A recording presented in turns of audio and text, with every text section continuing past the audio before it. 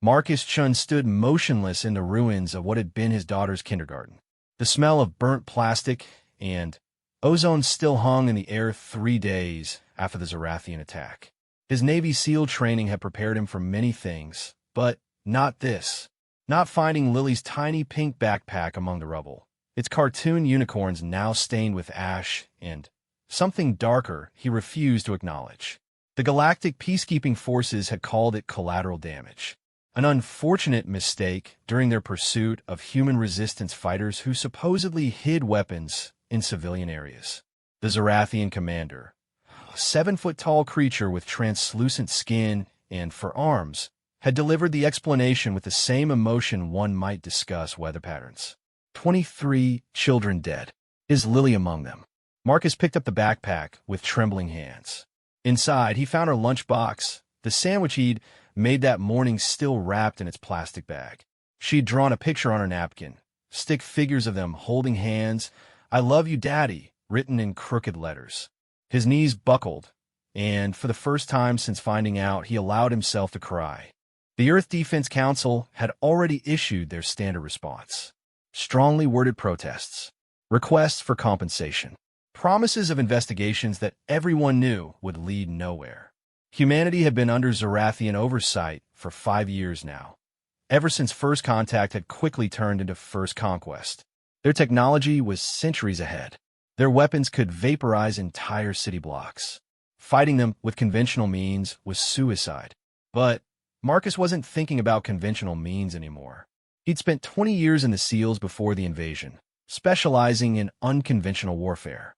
He knew every inch of the Olympic Mountains where he'd trained. More importantly, he knew the legends that even his SEAL brothers had whispered about during long nights in the wilderness. Stories of massive shapes moving between trees. Footprints too large to be human. The locals called them Sasquatch. Bigfoot. His team had joked about it, but Marcus had seen things during those mountain operations that made him wonder. The Zorathians had cataloged Earth's fauna with typical thoroughness. Bears, wolves, great apes, all documented and dismissed as primitive mammals. But some things had stayed hidden, even from their advanced sensors. Some things knew how to avoid detection better than any human ever could. Marcus drove through the night, his truck loaded with gear he'd hidden away after the occupation began. The authorities would notice he was gone soon. A former Special Forces operator disappearing into the mountains would trigger alerts. But he planned for that. False trails leading south. Digital breadcrumbs suggesting he'd fled to Mexico. By the time they realized their mistake, he'd be deep in the Olympic wilderness. The old logging road ended where he remembered. He shouldered his pack and began the hike, muscle memory guiding him through paths he'd traveled countless times.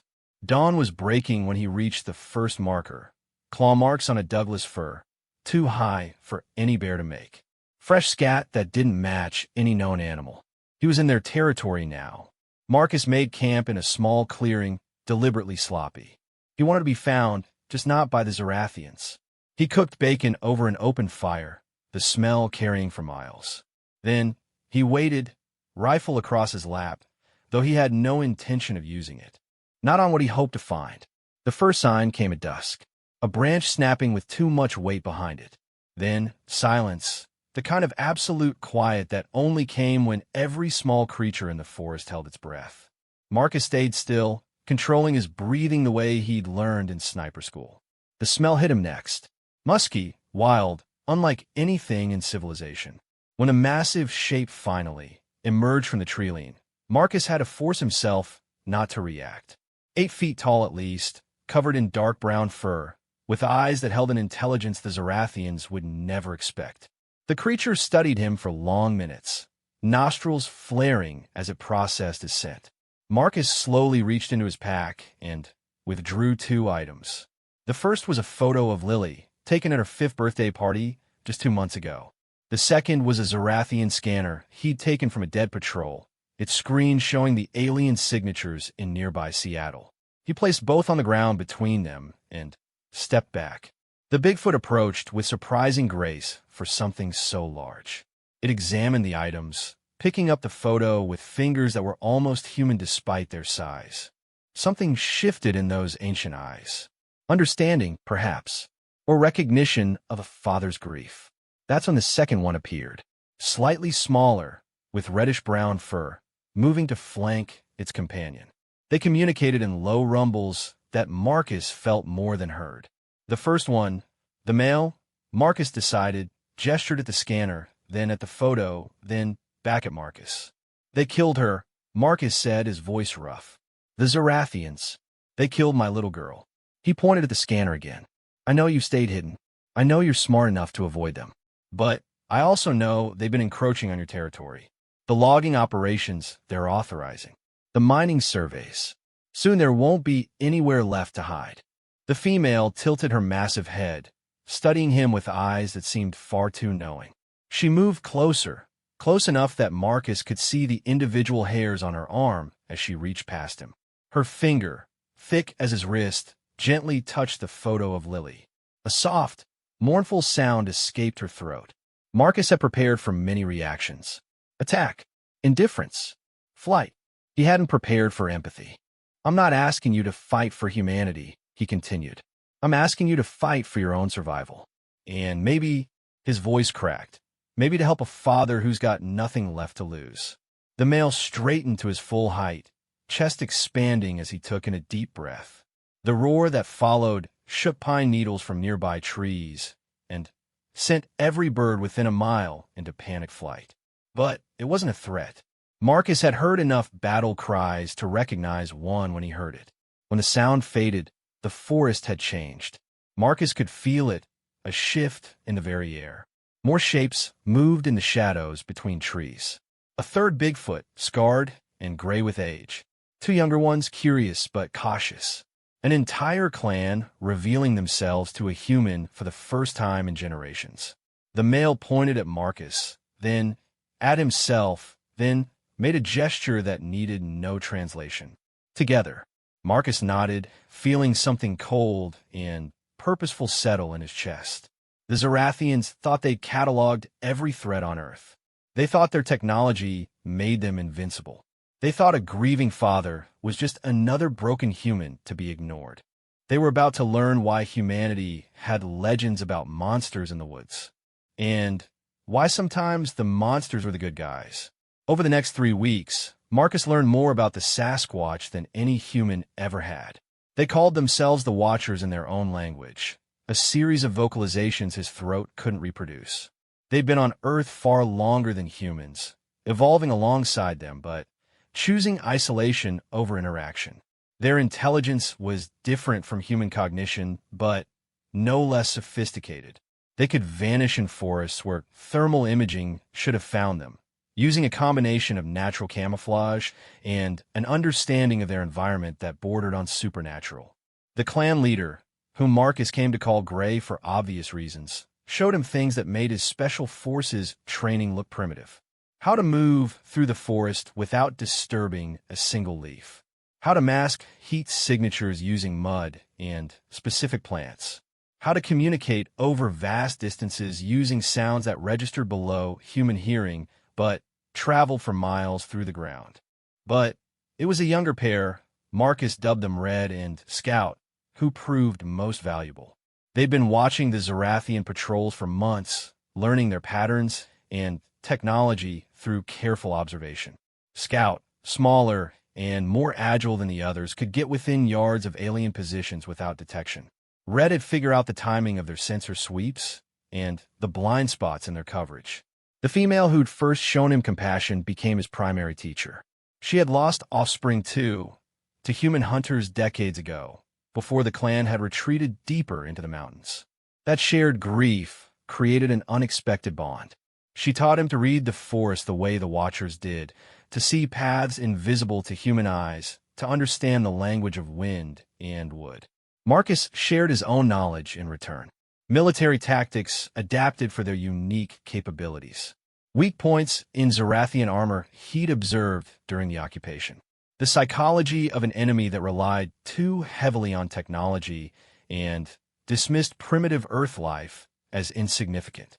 Together, they developed something that had never existed before, a fusion of special operations expertise and ancient forest wisdom. The plan came together slowly. The Zarathians had established a regional command post 50 miles north, built on what had been a national park. They'd clear-cut 100-year-old forests to make landing pads for their dropships.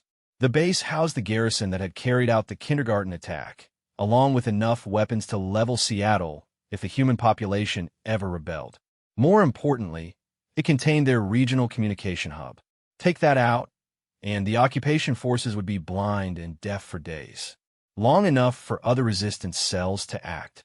Long enough to show that Earth wasn't as defenseless as the aliens believed. Marcus studied satellite imagery on his tablet, solar panels keeping it charged. The Watchers gathered around, their ability to interpret aerial photography surprising him again. Gray pointed out approach routes Marcus had missed. Scout identified guard positions by the heat distortions in the images. They planned like any special ops team, except this one included members who could bench press a car and disappear into shadows despite being 8 feet tall. The night before they moved, the entire clan gathered. 16 Sasquatch in total, from gray down to juveniles who would stay behind. They performed something Marcus could only call a ceremony, rhythmic movements and vocalizations that made his bones vibrate. Red presented him with a cloak woven from their own shed fur, dark and impossibly warm. It would help mask his heat signature and carry their scent, marking him as clan. The female who'd become his teacher pressed something into his hand. A wooden carving, crude but unmistakable, a human child holding hands with a small Sasquatch. Marcus had to turn away to compose himself. They moved out at midnight, traveling in a way no Zarathian patrol would expect. Not on the ground where sensors and mines waited, but through the canopy.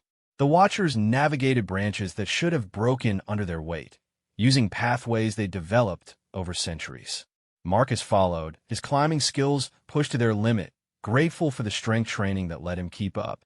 By dawn, they'd covered 40 miles through terrain that would have taken a ground team days to traverse. The Zarathian base sprawled below them, all harsh angles and gleaming metal that looked obscene against the natural landscape. Marcus counted dropships, guard towers, patrol patterns. Everything matched their intelligence. Gray huffed softly beside him. The old Sasquatch had been skeptical of this alliance at first, but watching his ancestral territory transformed into an alien stronghold had convinced him. He pointed at the communication array, their primary target. Then, at the barracks where the garrison slept. His expression needed no translation. They would wait for nightfall. The Zarathians maintained Earth's day-night cycle for their own biological needs. Their vision poor in darkness despite their technology. It was one of the few advantages the Alliance had. That, and the fact that no military doctrine in the galaxy included a response plan for angry Bigfoot. As the sun set behind the mountains, Marcus checked his equipment one last time. Explosives salvaged from resistance caches.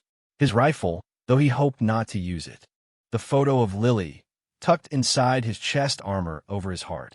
The Watchers were already melting into the shadows, their dark fur and lifetime of stealth making them invisible even to him. Somewhere in those woods, Red and Scout were positioning themselves. The female, his teacher, his friend, touched his shoulder briefly before vanishing into the undergrowth. Marcus took a deep breath, tasting pine and rain on the air. The Zarathians thought they'd broken humanity when they killed children. Thought grief would make them weak. They were about to discover what happened when you backed a wounded predator into a corner and gave it allies who'd been hiding their true nature for millennia. The base lights flickered on as darkness fell. Marcus smiled grimly. The hunt was about to begin. The first Zarathian sentry never saw death coming. One moment he was walking his assigned patrol route along the base perimeter. The next a massive hand covered his mouth, while another crushed his windpipe with surgical precision. Scout dragged the body into the underbrush before the alien's armor could signal his vitals dropping. The Watchers had learned to kill silently long before humans discovered fire. Marcus observed from his position, counting down. Every 17 minutes, the patrol patterns created a blind spot near the maintenance access. He'd run the same kind of operations in Afghanistan, but never with partners who could smell enemies from half a mile away or hear heartbeats through combat armor. Red emerged from the forest like a nightmare made flesh, covering 30 feet in 2 bounds. The guard tower's occupant had just enough time to reach for his weapon before 800 pounds of muscle and fury struck him.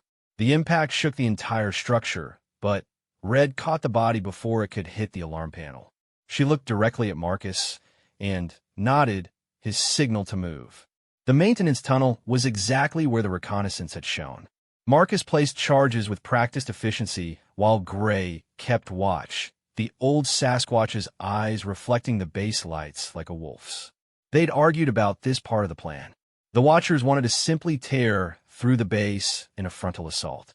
Marcus had to convince them that calculated strikes would send a stronger message than raw destruction. Inside the tunnel, Marcus found what he was looking for, the power conduits feeding the communication array. The Zorathians built their infrastructure with typical arrogance, assuming no Earth creature could understand their technology. But explosives were explosives, and Marcus had spent 2 decades learning creative ways to break things. A low rumble from Gray warned him of approaching footsteps. Marcus flattened against the tunnel wall as a Zorathian technician passed within arm's reach, focused on a handheld device. The alien never noticed the human in Watcher fur camouflage or the massive shape that followed him down the corridor. Gray's hand shot out, pulling the technician backward into darkness. A brief gurgle, then silence. They worked their way deeper into the facility. The Watcher's ability to move silently despite their size continued to amaze Marcus.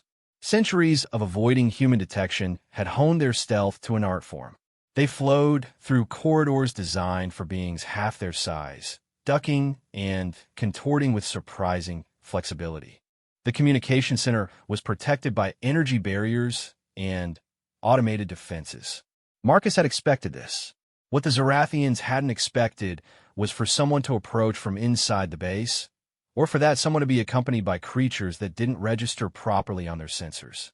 The Watchers generated bioelectric fields that interfered with scanning equipment, an evolutionary adaptation that had hidden them from humanity's technology and now worked against alien systems. Scout appeared from a ventilation shaft, dropping silently behind the 2 guards at the center's entrance. Her hands moved in a blur, one guard's neck snapping while the other was lifted and slammed headfirst into the wall before he could trigger an alarm. She looked almost apologetic as she dragged the bodies aside. The Watchers took no joy in killing, but they understood necessity.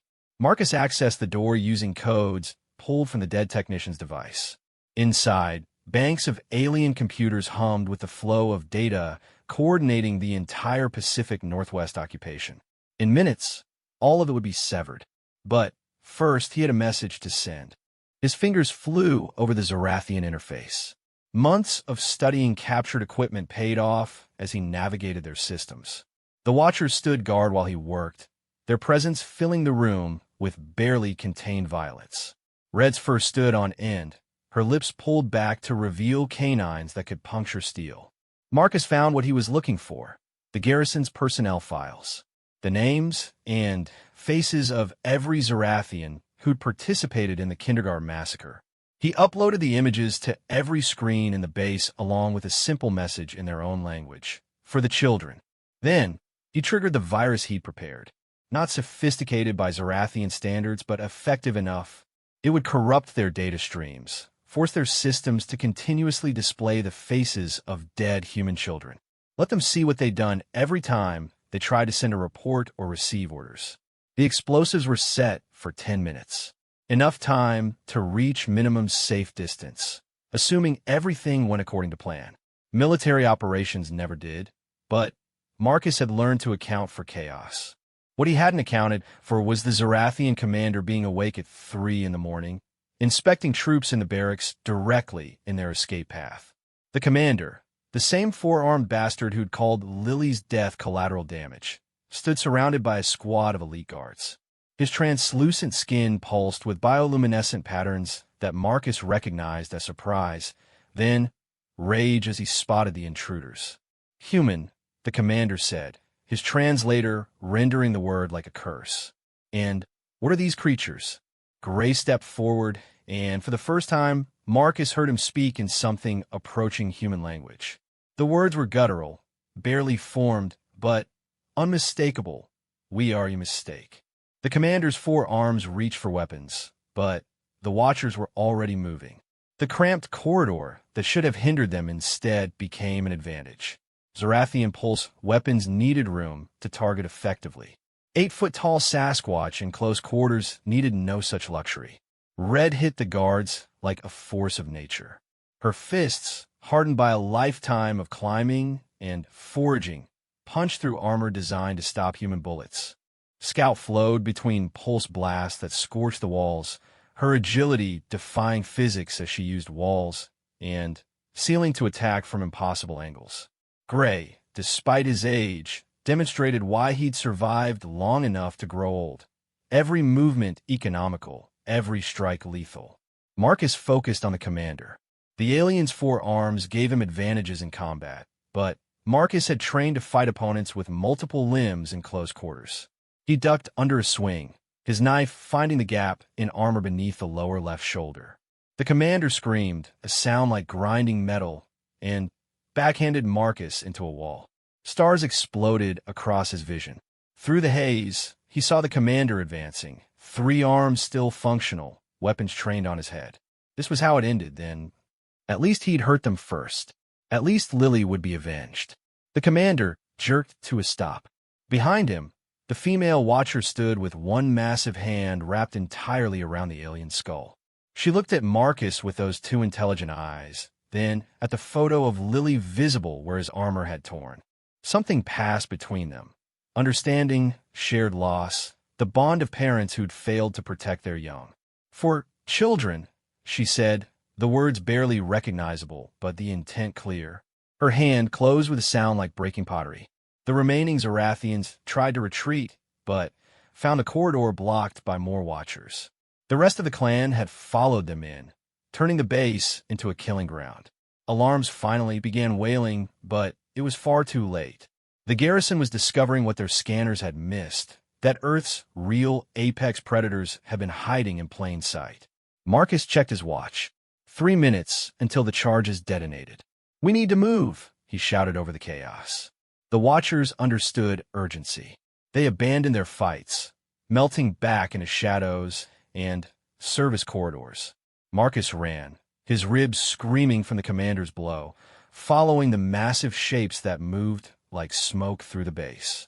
Behind them, Zarathian reinforcements found only bodies and the growing realization that their technological superiority meant nothing against an enemy that had evolved to be invisible. They burst from an emergency exit into the cool night air. The forest welcomed them, branches and undergrowth that would slow pursuers, barely hindering the Watcher's flight. Marcus counted down in his head, pushing through pain to keep pace with his allies. The explosion, when it came, lit up the night like a second sunrise. The communication array collapsed in a cascade of secondary detonations as power systems overloaded. Windows blew out across the compound. The carefully orchestrated occupation infrastructure crumbled in moments. But the Watchers weren't done. As Zarathian dropships scrambled to launch, massive shapes emerged from concealment. Scout had spent hours studying the aircraft, identifying weak points. Now she put that knowledge to use, leaping onto a rising ship and jamming her fingers into engine intake. The dropship lurched, spun, and crashed back to Earth in a ball of flame. Red targeted landing struts with calculated strikes, toppling ships before they could achieve liftoff. Gray led a group that had waited in reserve, turning the landing field into chaos. The Zarathians had superior firepower, but they were firing blind at shadows that struck and vanished. Their thermal imaging couldn't lock onto creatures that had learned to mask their heat. Motion sensors went crazy trying to track beings that could stand perfectly still for hours, then explode into violence. Marcus watched from a ridge as the base burned. Without communications, the garrison couldn't call for reinforcements. Without their dropships, they couldn't pursue. The mighty Zarathian occupation force had been reduced to frightened soldiers firing at trees. The female Watcher appeared beside him. moving with her usual silence. She handed him something, a Zarathian datapad, taken from the commander's body. Marcus activated it, and found what she'd somehow known would be there. Deployment orders, plans for expansion, maps showing intended clear-cutting operations that would have destroyed the Watcher's territory within a year. They would have found you, Marcus said quietly. Even if I hadn't come, they would have pushed too far into the mountains. She nodded, then did something that surprised him. She spoke, her voice rough from rarely used vocal cords. Now, they know, we are here. Cannot hide anymore. It was true. The secret the Watchers had kept for millennia was blown. But, looking at the destruction below, Marcus realized that might have been inevitable. The Zarathians cataloged everything, conquered everything. The Watchers had simply chosen the time and manner of their revelation.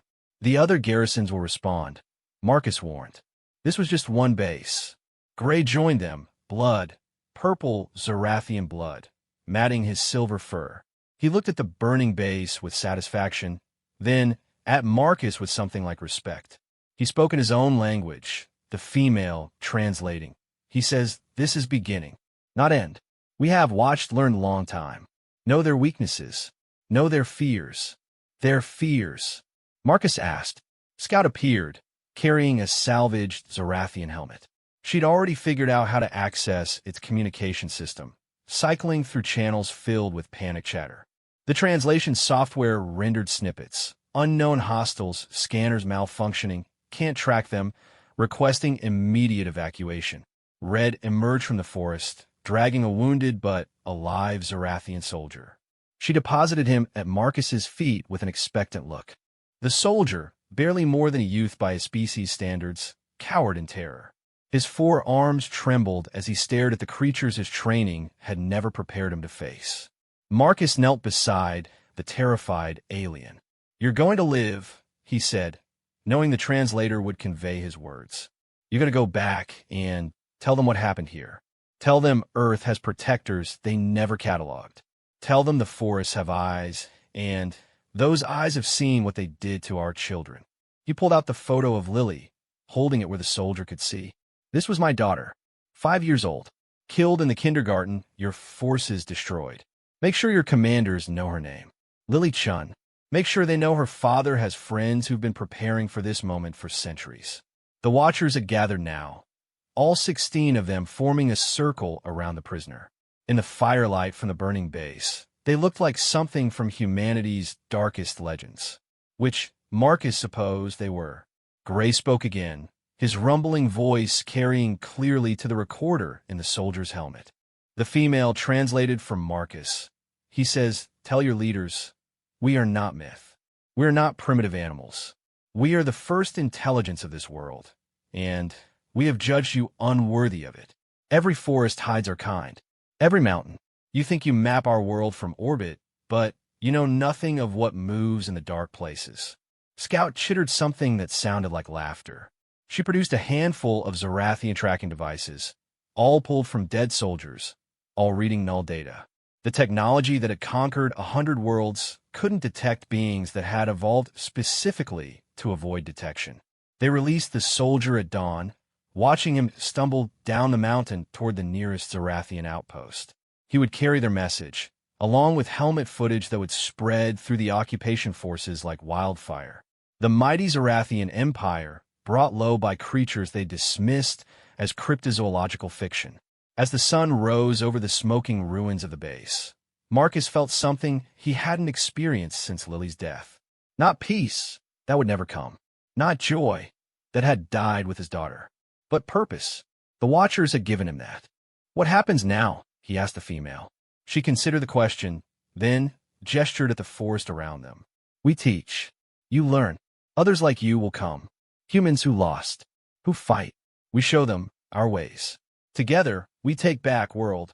Marcus nodded. The resistance had been scattered, demoralized, fighting a losing battle against superior technology. But technology meant nothing if you couldn't find your enemy. The Watchers had survived ice ages, climate change, and human expansion. They'd adapted, evolved, endured. Now they would teach humanity to do the same. The war for Earth was far from over. But for the first time since the invasion, the invaders would learn what it meant to be hunted, to jump at shadows, to fear the darkness they'd thought their technology had conquered. Somewhere in Seattle, the Zorathian garrison was receiving reports of an entire base going dark. Soon, they get footage of massive shapes moving through firelight, of soldiers torn apart by hands that shouldn't exist. They'd realize their careful catalogs had missed Earth's most dangerous predators. And somewhere in whatever afterlife awaited 5-year-old girls who died too soon, Marcus hoped Lily would know that her father had found a way to fight back, that her death had meaning, that Earth's children would be protected by guardians who'd been waiting centuries for the right moment to reveal themselves. The female watcher touched his shoulder, pointing toward the deeper forest. The clan was already moving, vanishing into terrain no Zorathian would dare follow. Marcus took one last look at the photo of Lily, kissed it gently, then followed his new family into the shadows. The revolution had begun, and it would be fought by monsters. 6 months after the destruction of the garrison, the Pacific Northwest had become a nightmare for the Zorathian occupation. Patrols vanished without trace. Supply convoys found themselves trapped on mountain roads as massive trees fell with impossible precision. Then, shadows descended on the blocked vehicles. Communication relays deep in forests went silent one by one, their last transmissions showing brief glimpses of impossible shapes before static took over. Marcus had become something between human and watcher, spending so much time with the clan that he'd absorbed their ways of moving, thinking, and hunting. His beard had grown wild, his clothes replaced with garments that blended human tactical gear with watcher camouflage techniques. He could now move through the forest as silently as Scout, red terrain like Gray, and strike with the devastating force that Red had taught him. But the real evolution was in the resistance itself. Word had spread through hidden networks about the alliance between human special forces and the creatures of legend. Survivors of military units, scattered resistance cells, and civilians who'd lost everything began making pilgrimages to the Olympic Mountains. Most never found the Watchers. The clan was selective about who they revealed themselves to. But those who passed their tests, who showed the right combination of loss, determination, and respect for the old ways, were accepted. The training camp hidden deep in the mountains had become a fusion of military academy and ancient wisdom. Former Marines learned to climb trees like creatures that had evolved for it. Army Rangers discovered how to mask their heat signatures using mud and plants the Watchers had cultivated for generations. Snipers found their skills enhanced by Watcher-taught patients that could wait days for the perfect shot. The female Watcher, whom the humans had started calling teacher, worked with a former Navy communications specialist named Sarah. Together, they developed a communication system that combined human technology with Watcher vocalization methods. Sounds below human hearing, transmitted through the ground itself, carried encrypted messages miles through the forest. The Zorathians' sophisticated monitoring equipment couldn't detect what it wasn't designed to recognize.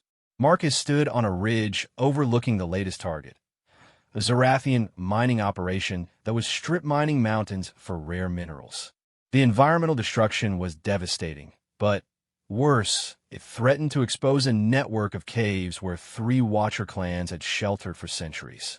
Thermal imaging shows 46 hostiles, Sarah reported, her equipment modified with Watcher-inspired dampeners that made it invisible to Zorathian scanners. Standard security pattern, but they've added those new automated turrets. Red studied the images on Sarah's screen, her ability to interpret human technology having grown remarkably. She growled something that their evolving translation system rendered as predictable fear response. It was true. Each successful raid had made the Zorathians more paranoid, more defensive. They'd pulled back from isolated positions, concentrating forces in heavily fortified bases. It made individual targets harder to hit, but it also meant they were ceding territory. Vast swaths of forest were returning to Watcher control. The new arrivals are ready, reported James, a former Green Beret who'd lost his entire unit in the invasion's first days. Behind him stood 20 humans who'd completed their Watcher training. They wore the fur cloaks that marked them as adopted clan, their movements showing the fluid grace that came from learning from Earth's original predators. Gray emerged from the forest, accompanied by something that made even the veteran fighters step back. 3 new Watchers, but different from the Olympic clan. These were leaner, their fur darker, with eyes that reflected light like cats. Mountain Clan from the Cascades. The alliance was spreading. The Cascade Clan's leader was ancient, possibly older than Gray. She moved with a predator's economy, every gesture purposeful. When she spoke, even the Olympic Watchers showed deference. The translation came through Sarah's system. The earth bleeds where they dig. The old places are disturbed. This ends tonight. Marcus nodded. The Watchers' connection to their territory went beyond the physical. They could sense changes in the forest, disruptions to patterns laid down over millennia. The Zarathian mining operation wasn't just destroying landscape. It was wounded the living system the Watchers were part of. The assault began at midnight. The Zarathians had learned to fear darkness, flooding their perimeters with artificial light. But the Watchers had taught their human allies that light created shadows, and shadows were highways for those who knew how to use them. Scout led the infiltration team, her small size, merely 7 feet tall, making her the ideal guide through the sensor grids. Behind her, humans moved in Watcher style, using all 4 limbs when needed, flowing over terrain rather than fighting it. They placed charges on the automated turrets, the explosives wrapped in Watcher fur that confused targeting systems. The main force waited in the trees. 50 humains trained in Watcher combat technique. 30 Watchers from 3 different clans. It was the largest gathering of Sasquatch in human history, and the Zarathians had no idea they were surrounded by their worst nightmares. Marcus gave the signal, a Watcher call that sounded like wind through old trees. The charges detonated simultaneously, automated defenses becoming scrap metal. Then, the forest itself seemed to attack. Watchers dropped from trees onto Zarathian positions, their impact alone crushing armor. Humans followed, using the chaos to strike at weak points the Watchers had identified. The combination was devastating, Watcher strength and fury guided by human tactical precision. The Cascade Clan showed why Mountain Watchers were feared even by their forest cousins. They moved up sheer cliff faces like spiders, attacking from angles the Zarathians never expected. One grabbed a hover tank attempting to lift off, the Watcher's fingers punching through armor to rip out critical components. The vehicle crashed, its crew scrambling out only to find more Watchers waiting. Red had become a master of Zarathian technology through captured equipment. She knew exactly where to strike to disable their weapons, their vehicles, their communications. Watching her tear through a squad of elite guards, Marcus understood why the Watchers had remained hidden for so long. If humanity had known what shared their world, fear would have driven them to hunt these magnificent creatures to extinction. The mining equipment was the primary target. Massive machines that could level mountains, now turned into burning wreckage by beings they were never designed to face. The Watchers showed particular fury toward the devices that had torn open their sacred caves, reducing million-credit equipment to scrap with their bare hands. But the real victory came from what they found in the Mining Operations Command Center. Sarah, protected by Teacher, and 2 other Watchers, hacked into their systems while the battle raged outside. Her eyes widened as she accessed files. "Marcus, you need to see this," she called over the combat network. He fought his way to her position, arriving to find her staring at holographic displays showing star charts. "What am I looking at?" "Shipping manifests," Sarah said, her voice tight with excitement. "The minerals they're extracting, they're not just for Earth operations. They're sending them off-world, regular convoys to their orbital stations." Teacher made a sound that needed no translation. If the Watchers could interfere with the Zarathians' resource extraction, it would impact their entire occupation infrastructure. Earth minerals were funding the occupation of Earth itself. "There's more," Sarah continued, pulling up another display. "Deployment schedules. They're pulling troops from other sectors to reinforce the Pacific Northwest. We're not just winning locally, we're forcing them to weaken positions globally." Gray appeared in the doorway, purple blood painting his silver fur. He studied the displays with those ancient eyes, then spoke directly to Marcus. "You understand what this means?" Marcus nodded slowly. "Other regions will notice the reduced presence. Other resistance groups will act. And other watchers will reveal themselves," Teacher added. "We are not only in these mountains. Every continent has hidden clans. They watch. They wait. They see what we accomplish here." The implications were staggering. Humanity had always wondered if they were alone, never realizing they shared their world with another intelligence. Now that partnership was showing what Earth could do when its children worked together. The battle outside was ending. Zorathian survivors fled into the darkness, only to find that darkness had eyes and teeth. The few allowed to escape would carry tales that would spread through the occupation forces, stories of shadows that killed, of technology that failed against primitive fury, of humans who'd learned to hunt like the monsters they'd allied with. Marcus found himself standing over the body of the mining operations commander. The alien had died, with all four arms reaching for weapons, terror frozen on his translucent features. In his pocket, Marcus found a hollow pad showing images of his family on whatever distant world the Zorathians called home. For a moment, Marcus felt a flicker of something he'd thought burned out of him. Empathy. This commander had probably thought he was securing resources for his own children. Then, Marcus remembered Lily's laugh, silence forever, and the feeling passed. The Cascade clan leader approached him. Up close, she was even more impressive than Gray. Scars telling stories of centuries of survival. Eyes that had seen the world change beyond recognition. She spoke slowly, ensuring the translation came through clearly. "Your pain brought you to us. Our pain kept us hidden. Together, our pain becomes strength." The Star Travelers thought Earth weak because humans seemed alone. They never asked what else called this world home. She gestured at the burning mining equipment. "This is only beginning. We have watched cities learn their ways. Clans in every land grow restless." The Star Travelers woke something that had been content to sleep. Over the following weeks, reports flooded in from around the globe. Zorathian installations in the Himalayas found themselves under attack by white-furred giants that moved through blizzards like ghosts. The Amazon garrison reported massive shapes in the canopy, picking off patrols with poison darts that no human tribe had ever used. Australian outposts went dark after reporting encounters with creatures that the Zorathians' databases insisted couldn't exist. The Watchers were revealing themselves worldwide, and everywhere they found humans ready to learn their ways. Special Forces veterans, indigenous peoples who'd kept the old stories alive, scientists who'd always wondered about those unexplained footprints, all united by loss and determination. Marcus became a coordinator, using his military experience to help establish communication between groups. The network grew organically, Watcher wisdom spreading through human technology. Tactics developed in the Olympics were adapted for deserts, jungles, tundra. Each region's Watchers brought their own evolutionary advantages, their own centuries of knowledge. The female Watcher, Teacher, worked tirelessly to bridge the species gap. She learned human language with remarkable speed, becoming fluent enough to conduct complex tactical discussions.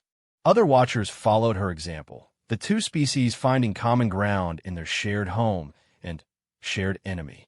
But it was Scout who made the breakthrough that changed everything. Always curious about human technology, she'd been studying captured Zorathian equipment with an engineer named David. Together, they discovered something the aliens had tried to hide. The occupation forces were far smaller than they appeared. Most Zorathian soldiers were automated systems, drones controlled by a handful of actual aliens. "They're stretched thin," David explained to a gathering of clan leaders and human commanders. "Maybe one real Zorathian for every 20 mechanical units. They rely on technology to project force." Red growled her amusement. "Technology fails in forest. Drones cannot track what they cannot understand." It was true. The Watcher's natural abilities confounded Zorathian systems designed to categorize and target known threats. Add human adaptability and tactical knowledge, and The occupation forces found themselves fighting an enemy that grew stronger with each encounter. The War Council met in a massive cave system the Watchers had used for gatherings since before humans discovered agriculture. Petroglyphs on the walls showed the history of both species, sometimes in conflict, often avoiding each other, but always sharing the same world. Now they planned that world's liberation together. Simultaneous strikes. Marcus proposed, pointing at a global map marked with Zarathian positions. Every major installation, same night. Show them Earth stands united. Gray nodded approval. Winter comes. Our time of strength. Their technology struggles with cold, snow. We use what Earth provides. The Cascade Elder added her thoughts. Not just military targets. They're mining, they're harvesting. Everything they steal from Earth. Make occupation cost more than it profits them. Sarah had been quiet, working on her tablet. Now she looked up with a smile that Marcus hadn't seen since before the invasion. I've been analyzing their communications. The occupation is already costing them more than projected. Earth was supposed to be an easy conquest, primitive species with no real resistance. Their empire has hundreds of worlds. If we make Earth too expensive to hold, they'll abandon it, Marcus finished. For the first time since Lily's death, he felt something like hope. Teacher stood, commanding attention despite being smaller than many of the males.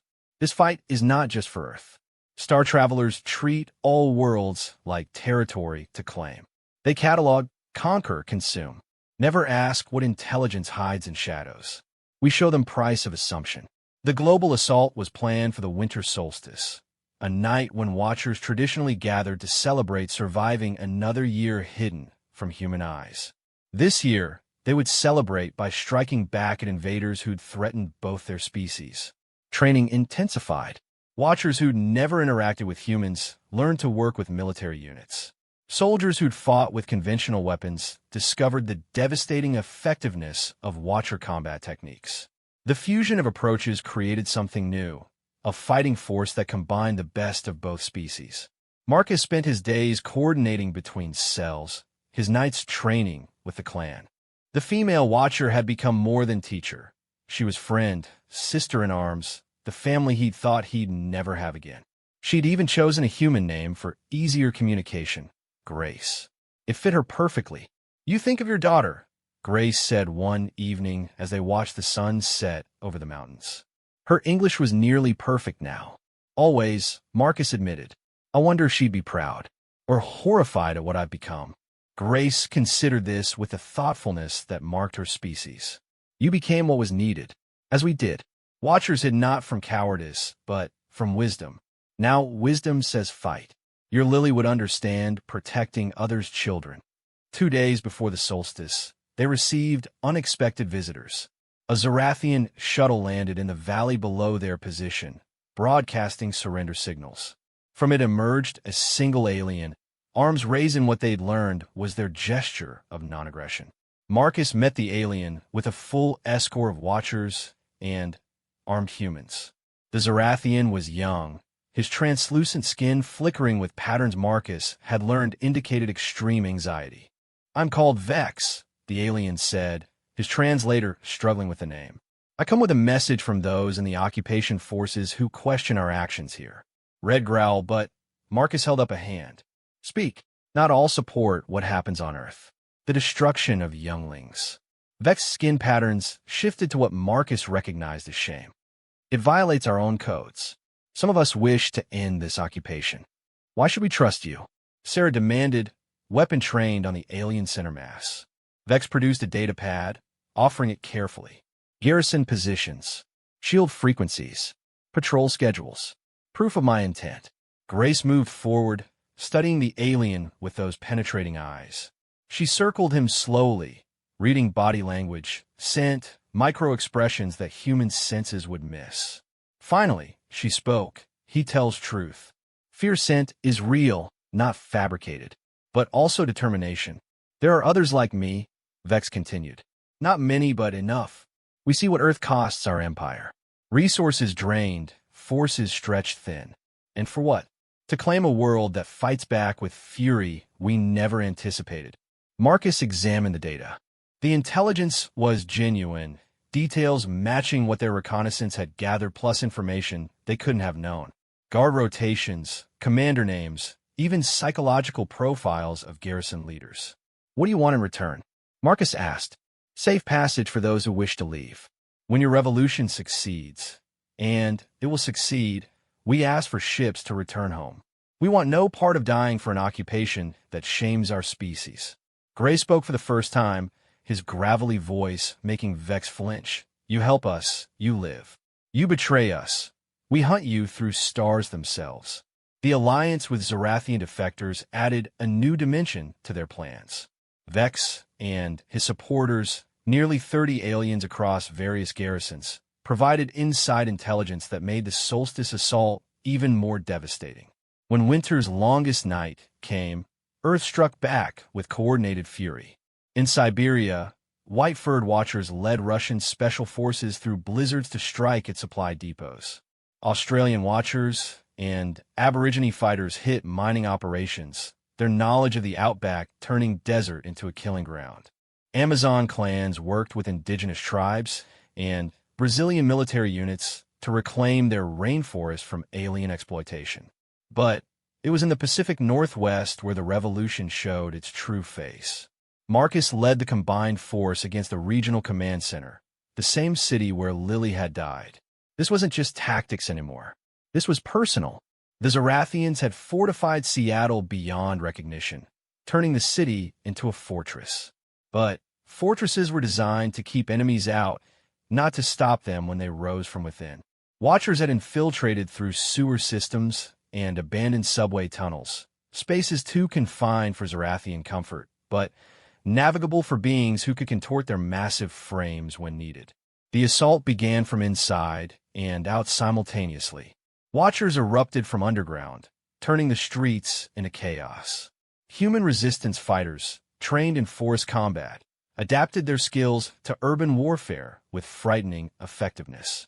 And, above it all, Vex defectors disabled key defense systems at critical moments. Marcus found himself back at the kindergarten ruins. The Zarathians had built a checkpoint on the site, either not knowing or not caring about its significance. He stood where Lily's classroom had been, rifle in hand, watchers at his back, and felt time folding on itself. A Zarathian patrol rounded the corner, weapons raised. They had a moment to register the impossible, a human in watcher fur, surrounded by creatures that shouldn't exist. Then Marcus squeezed his trigger, and the revolution came full circle. The battle for Seattle lasted 3 days.